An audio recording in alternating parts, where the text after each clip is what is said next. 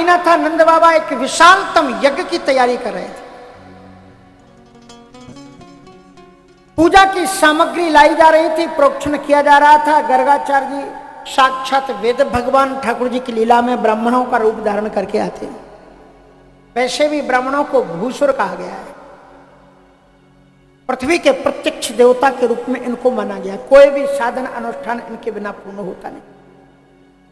सब ब्राह्मण प्रोक्षण क्रिया कर रहे हैं। उसी समय पर मैया यशोदा ने और रोहिणी ने अपने लाला को नहलाया धुलाया, काजल का डिठौना लगाया और उसको मेरी बांसुरी कहाँ, चुप कर, तेरी बांसुरी भी दे रही, कहीं जा नहीं रही, बांसुरी भी दे दी। मैया यशोदा ने कहा कि तू जा रहा है ना तो ध्यान रखना, वहां पर ब्राह्मण देवता बैठे हैं, सबको चरणों में ढोक देना और अपने जूठे मूठे हाथ से पूजन की सामग्री को छूना मत। लाला बैठ गए, पूजन शुरू हो गया। प्रणाम किया तो ब्राह्मण महाराज तो देखते से ही गर्गाचार्य जी महाराज कोई साधारण ऋषि थोड़ी थे, और समझ गए ये ब्रह्म है। अंतःकरण से झुक करके प्रणाम किया और उसके बाद में लाला मैया नंद बाबा के पास बैठ गए और पूजन शुरू हो गया। स्वस्ति न इंद्रो वृद्धश्रवाः स्वस्ति नः भूता विश्ववेदाः। अब लाला ने देखा कि मेरी ओर ध्यान नहीं दे रहे। मैया ने कहा था दूर बैठना। लाला थोड़े पास में आ गए और पास में आ गए। उसके बाद में बाबा ने कुछ नहीं बोला तो कहा छूट है, तो अपना एक हाथ लाला बाबा की गोदी में रख लिया। बाबा फिर भी कुछ नहीं बोले तो सीधे घुस करके अंदर बैठ गए। लाला का स्वभाव था बाबा का कि गोविंद को हृदय से चिपका लिया। अब पूजन चल रहा था। नाभ्या आशीदंतरिक्षगुं शेषणोद्यो समवर्तता पद्भ्याम्भूर्निर्देशः श्रोत्र तथा लोकान् अकल्पयन्। व्यंजन रखे हुए कहा आओ ठाकुर जी भोग लगाओ। बोले कहाँ है देवता तुम्हारा? और उसी समय पर भगवान गोविंद ने उनसे एक प्रश्न पूछा और उनसे प्रश्न पूछते पूछते उन्होंने बड़ी सुंदर बात कही।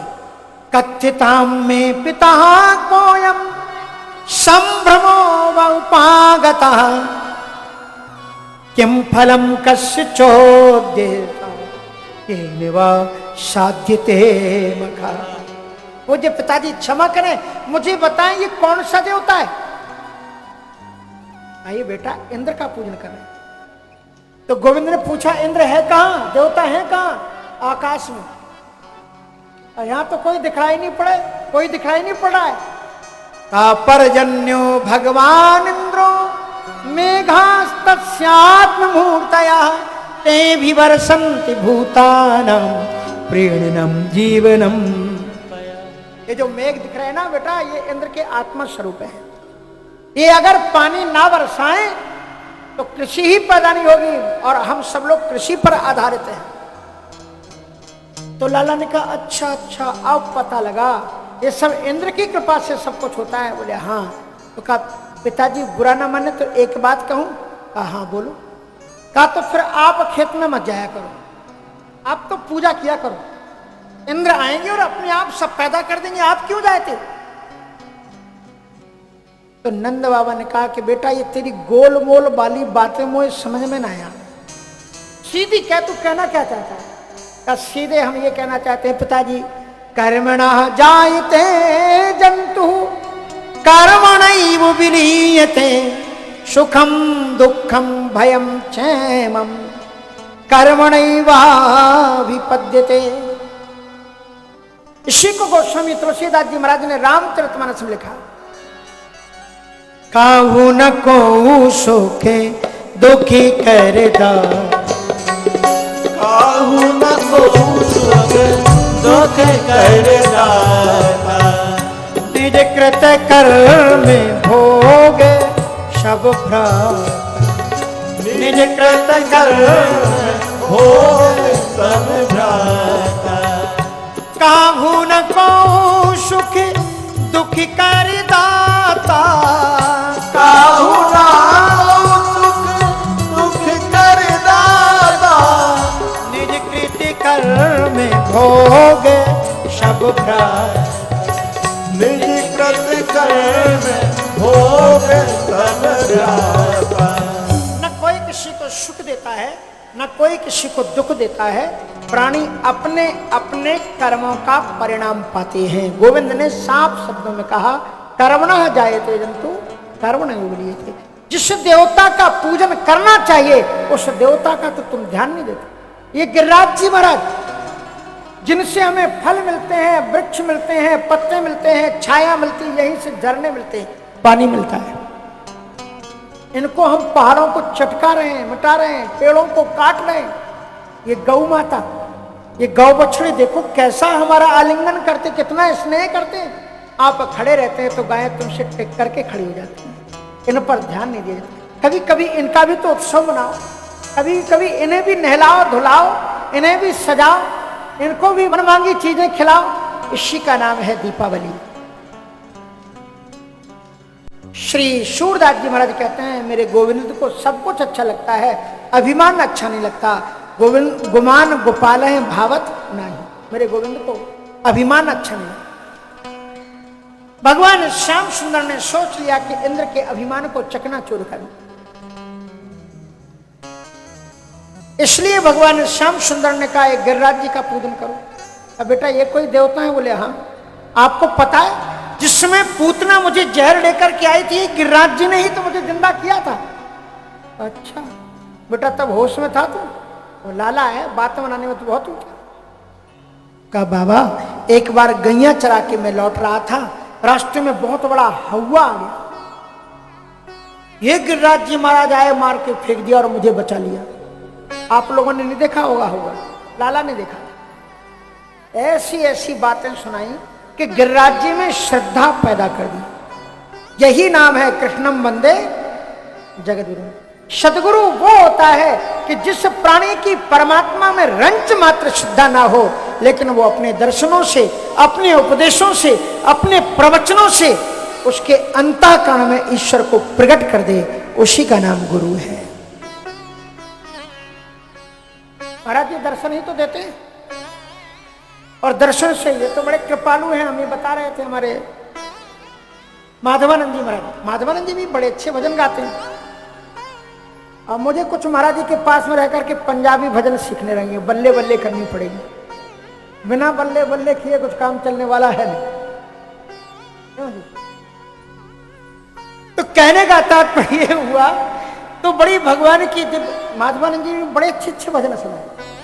महाराज जी का कल कोरस कर रहे थे, उन्होंने बताया कि महाराज जी गांव गांव में जाकर के धर्म का प्रचार करते, केवल यही गद्दी पर नहीं बैठते।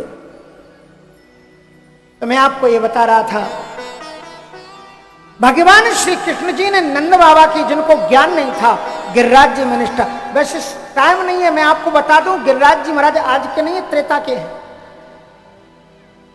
नंदनंदन भगवान श्याम सुंदर जी महाराज ने जब धराधाम पर आने की इच्छा व्यक्त की, तब राधा जी के उनके आंखों से जो आंसू गिरे हैं, गोविंद के राधा रानी जी के वक्षस्थल को स्पर्श करके वे करुणा के आंसू ही गिरिराज जी के रूप में प्रकट हुए हैं। श्री हनुमान जी महाराज ने त्रेता में यहां रखा है, लंबी कथा है। तो महाराज पूरी की पूरी तैयारी कर ली गिरिराज जी के पूजन की। बोले तेरा देवता खाएगा क्या? तो बड़ी सुंदर बात बताई। पच्यंताम विविधा पाका सुपांता पायसादया संयावा पुह सस्कुल्या सर्वदोहच्छ गृह्यताम। विभिन्न प्रकार के पदार्थ, 56 प्रकार के व्यंजन बनाए गए महाराज हमारे भारतवर्ष में। वो जलेबी देखी आपने? अमेरिका के एक सज्जन वाराणसी में आए, पहली बार उन्होंने जलेबी देखी।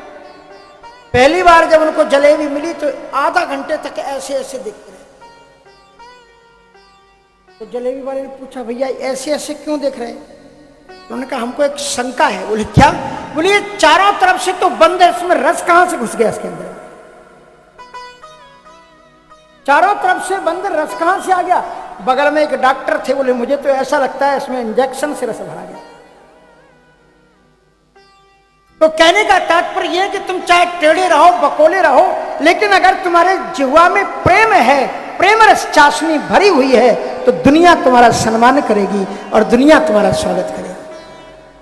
पच्यंताम विविधा पाका सुपांता पाए, विभिन्न प्रकार के पदार्थ बना करके और सब लोग सजा करके अपनी बैलगाड़ियों से गिरिराज जी के महाराज की ओर चल देते हैं। मैं तो गोवर्धन को जाऊं मेरी भीर, नाई माने मेरो मनवा। गोवर्धन को जाऊं मेरी पीर, नाई माने मेरो मनवा। मैं तो गोवर्धन को जाऊं मेरी पीर, नाई माने मेरो मनवा। मैं तो गोवर्धन को जाऊं मेरी पीर, नाई माने मेरो मनवा। नाई माने मेरो मनवा, सखी नाई माने मेरो मनवा।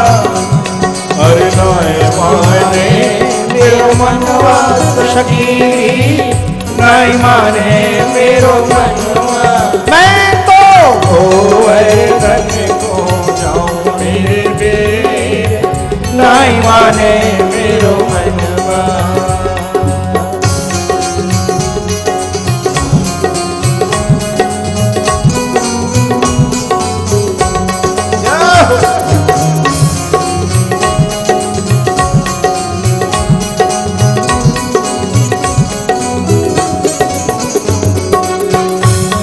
शेर की करी कढ़ाई, 7 शेर की करी कढ़ाई, संतन न्योते ये माऊ मेरी पीर, नाई माने मेरो मनवा। मैं तो गोवर्धन को जाऊं मेरी पीर, नाई माने मेरो मनवा।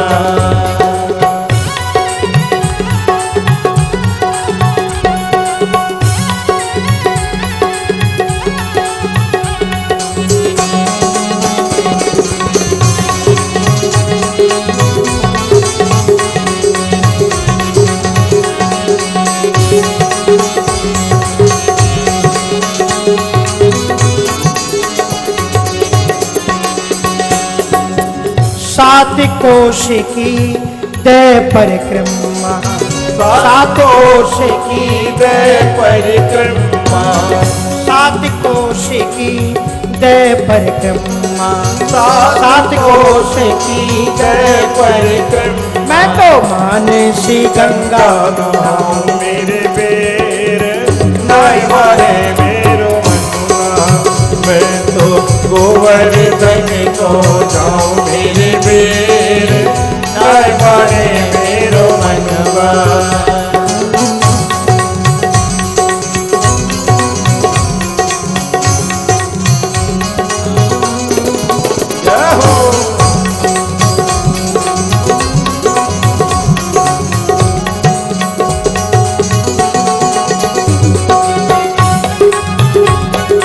चकिलेश्वरी ओ चकिलेश्वरी के दर्शन करके, चकिलेश्वरी के दर्शन कर, चकिलेश्वरी के दर्शन करके, जीवन सफल गाँव मेरे के, नाई माने मेरो मनवा। मैं तो गोवर्धन को जाऊं मेरे बेर, नाई माने मेरो गोवर्धन नाथ भगवान की जय हो। महाराज श्री गोवर्धन में जतिपुरा में पहुंचे हैं। श्री गर्गाचार्य जी महाराज के सानिध्य में विधिवत उनका पूजन किया गया है। और उस समय पर जो ग्वाल वाले सखा जल ला रहे थे वो थक गए। कहा गोविंद ये पानी लाते लाते तेरा देवता तो बहुत बड़ा है, कुछ कृपा कर। तो भगवान ने मानसी गंगा को प्रकट किया है। बोलो मानसी गंगा की जय। और अद्भुत दिव्यतम भगवान ने कृपा की। उसके बाद में 56 व्यंजनों के भोग रखे गए। कहा कि तूने कहा था तेरा ठाकुर सामने प्रकट हो जाएगा, लेकिन ये प्रकट तो नहीं हुए। आंखें बंद करो। और जो ही आंखें बंद की तो साक्षात गोवर्धन नाथ भगवान प्रकट हो गए। अब दाऊ जी महाराज उनको देख रहे थे। बार बार गोवर्धन जी को देखे, लाला को देखे। बोले बार बार क्यों देख रहे हो? अब मुझे तो कुछ गड़बड़ लग रहा है। बोले क्या लग रहा है?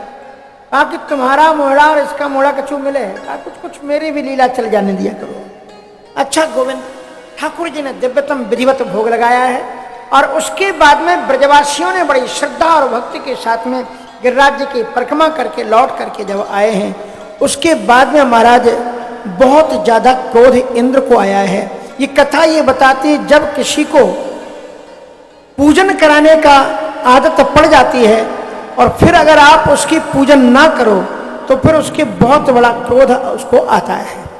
और इस प्रकार से उनको बड़ा क्रोध आया और इंद्र ने कहा कि महाराज हमारी ये पूजा ब्रजवासी लोग करते थे, इस बार क्यों नहीं की?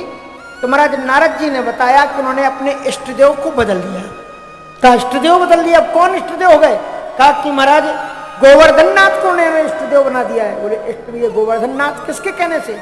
तो कृष्णम मर्त मुपासत ये चक्र देवहेलनम, एक बालक के कहने से इन ब्रजवासियों ने हमारा अपमान किया।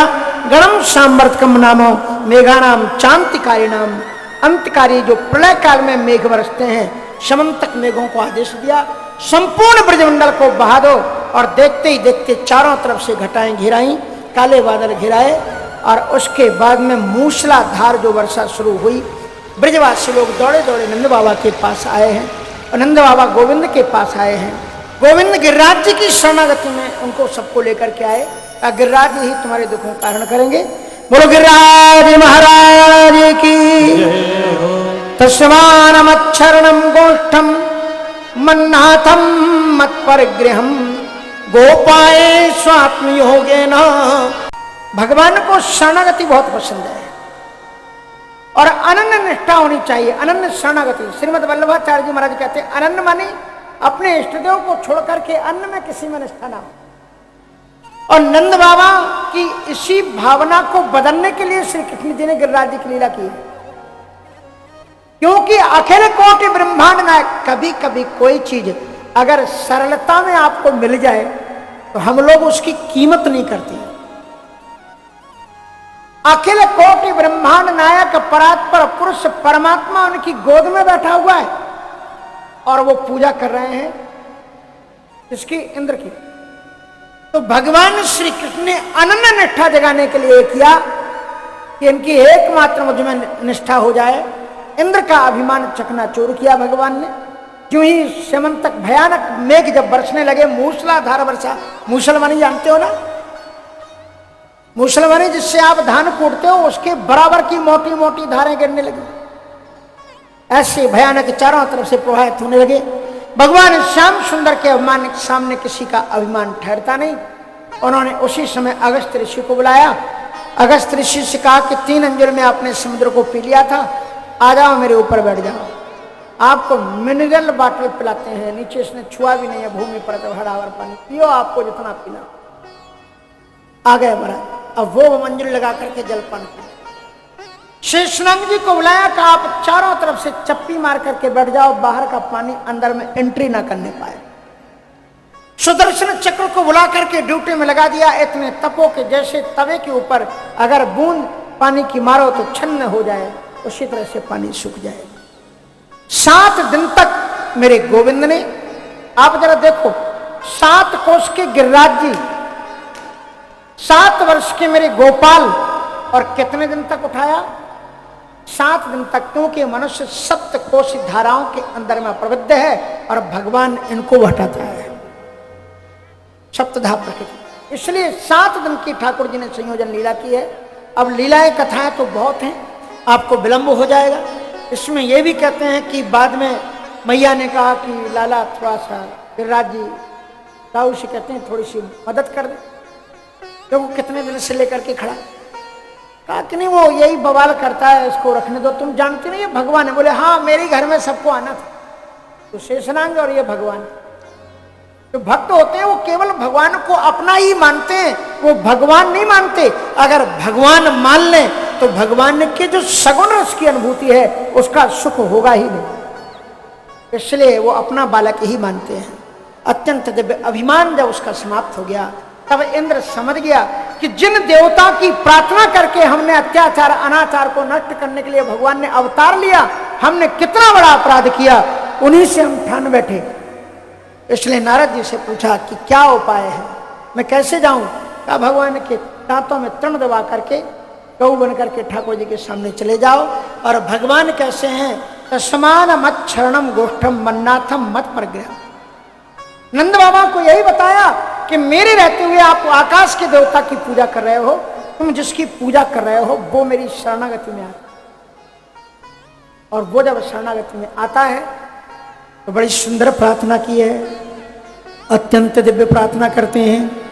विशुद्ध शांतम तव धाम शांतम, विशुद्ध सतम तव धाम शांतम, विशुद्ध सत्वम तव धाम शांतम, विशुद्ध सत्वम तव धाम शांतम, तपोमयं भस्त रजस्तम, तपोमयं भस्त रजस्तमस्तकम्, मायामयोऽयं गुण संप्रवाहो, मायामयोऽयं गुण संप्रवाहो, न विद्यते ते गहनानुबन्ध, न विद्यते ते ग्रहणानुबन्धः।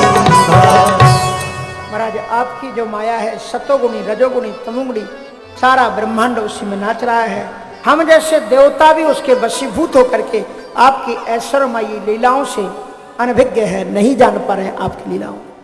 बड़ी कृपा की आपने, हमारे अभिमान को नष्ट कर दिया, इसलिए अब आपको जानने के बाद में कुछ जानना बकाया नहीं रह जाता। नमस्तुभ्यं भगवते पुरुषाय महात्मने वासुदेवाय कृष्णाय शाश्वतां पतये नमः। बड़ी सुंदर उन्होंने प्रार्थना की है। इधर महाराज इंद्र आए हैं, उधर गोलोक से साक्षात भगवती कामधेनु दी आई हैं। उन्होंने लाला का अभिषेक किया है, गिरिराज जी का अभिषेक किया है। बोलो गिरिराज महाराज की जय हो। अब आप केवल हमारे साथ में गिरिराज जी की परिक्रमा कर लीजिए, और उसके बाद में फिर आरती होगी, आरती का आप लोग दर्शन करेंगे। अक्षात अक्षय दिव्य ठाकुर जी ने लीला की। गिरिराज जी महाराज की परिक्रमा। श्री गोवर्धन महाराज महाराज थारे माथे मुकुट विराज रहो। श्री गोवर्धन महाराज महाराज हरे माथे मुकुट विराज रहो। थारे माथे मुकुट विराज रहो, तारे माथे मुकुट विराज, तेरे माथे मुकुट विराज रहो, तेरे माथे मुकुट विराज रहो। श्री गोवर्धन महाराज महाराज हरे माथे मुकुट विराज रहो। श्री गोवर्धन महाराज महाराज हरे माथे मुकुट विराज रहो।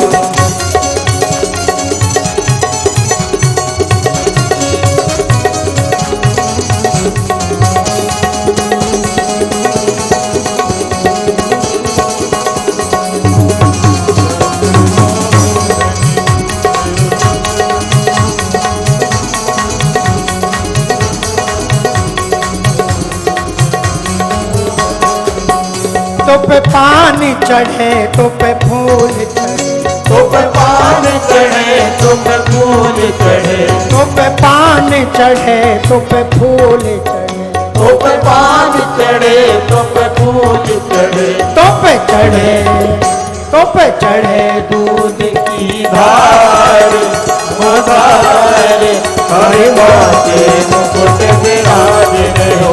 श्री गोवर्धन महाराज महाराज हरे माथे मुकुट विराज रहो।